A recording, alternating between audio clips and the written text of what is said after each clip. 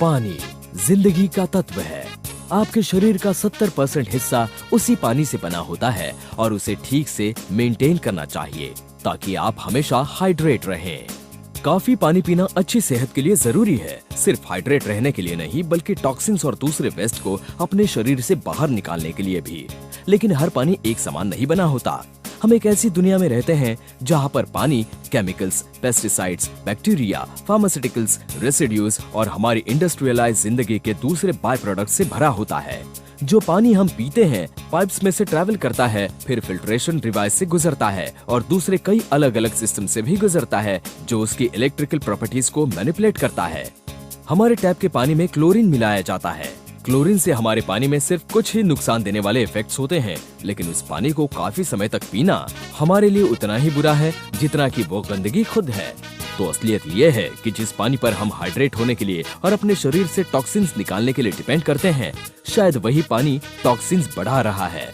और बॉटल में मिलने वाला पानी भी उससे बेहतर नहीं है। इनफैक्ट कई स्टडीज के मुताबिक इस पानी में टैप के पानी से ज्यादा गंदगी होती है। उनके प्लास्टिक कंटेनर्स में डायोक्सिन्स होते हैं जो कि कार्सिनोजेनिक होते हैं। पानी का एक नेचुरल पीएच होता है। म्युनिसिपल ट्रीटमेंट प्रोसेस और एनवायरमेंटल प्रेशर उसकी एसिडिटी बढ़ाते हैं जो कि हमारे शरीर में जाते हैं जब हम वो पानी पीते हैं। अब इसके साथ ये भी जान लीजिए कि अमेरिकन्स पानी से दुगना सोडा पीते हैं और ऐसा खाना खाते हैं जिसे हम सबस्टैंडर्ड कह सकते हैं, जो पहले से मौजूद हाई एसिड लेवल्स को बढ़ा देते हैं। इसकी वजह से एक कंडीशन पैदा होती है जिसे एसिडोसिस कहते हैं, जिसकी वजह से बहुत ज्यादा डिहाइड्रेशन हो सकता है। सदियों से जापानीज डिस्टिल्ड वाटर या रिवर्स ऑस्मोसिस से ट्रीट किए हुए पानी को डेड वाटर बुलाते आए हैं। डेड वाटर में सारे मिनरल्स खत्म हो जाते हैं और वो बहुत ज्यादा एसिडिक होता है।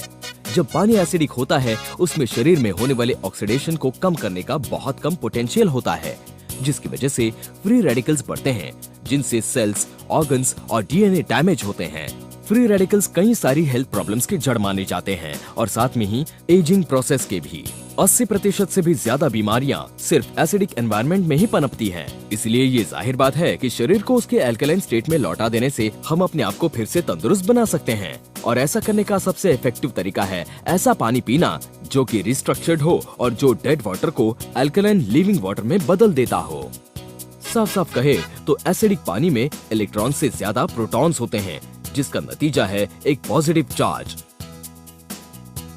आयनाइजेशन के नाम के एक प्रोसेस के जरिए प्रोटॉन्स और इलेक्ट्रॉन्स का रेशियो रिवर्स कर देता है उसकी अल्कलिनिटी बढ़ाने के लिए, जिससे एक नेगेटिव चार्ज क्रिएट होता है। किसी भी सब्सटेंस का ऑक्सीडेशन रिडक्शन पोटेंशियल या फिर ORP उसके चार्ज से डायरेक्टली कनेक्टेड होता है। सब्सटेंसेस जिनके चार्ज पॉजिटिव होते हैं वो एसिडिक होते हैं और ज्यादातर नेगेटिव चार्जेस वाले सब्सटेंसेस अल्कलाइन होते हैं।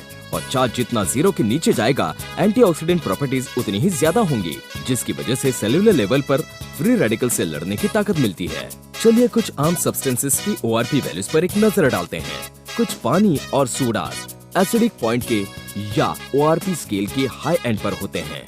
जैसे आप इस स्केल के नीचे उतरेंगे आप देखेंगे कि ORP वैल्यू बढ़ जाती है, जिसमें लिविंग वाटर सबसे लो होता है। पैटेंटेड टेक्नोलॉजी से डेवलप किया गया ये हाइड्रोजन रिच अल्कलाइन वाटर बनाने के लिए डिजाइन किया गया है, जिसकी प्रॉपर्टीज हिमालय के हैंजा पानी की जैसी होती है।